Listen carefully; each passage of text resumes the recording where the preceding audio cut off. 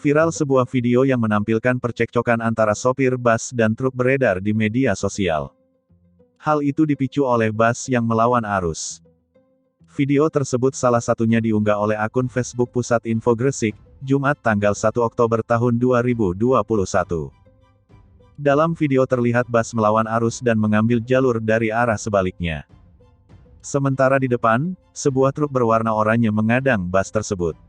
Tak lama, sopir dan kernet bus turun dari kendaraannya dan bersitegang dengan sopir truk. Lokasi kejadian diketahui di Kabupaten Lamongan, Jawa Timur. Saat dikonfirmasi, Kanit Turjawali Satlantas Polres Lamongan Ibda Endro Widodo membenarkan adanya peristiwa tersebut. Dia mengatakan, kejadian tersebut terjadi di ruas Jalan Rejosari, Kecamatan Dekat, Lamongan, Jawa Timur pada Jumat tanggal 1 Oktober tahun 2021, sekira pukul 10.30 waktu Indonesia Barat. Endro menjelaskan, bus Dalimas yang melawan arus tersebut berjalan menuju Surabaya dari arah Lamongan, dari barat ke timur. Namun dikarenakan ada kegiatan pengerjaan jalan di daerah Nginjen Lamongan, arus lalu lintas dari barat menjadi padat. Sopir bus lalu mengambil jalan pintas dengan melawan arus di jalan sisi selatan.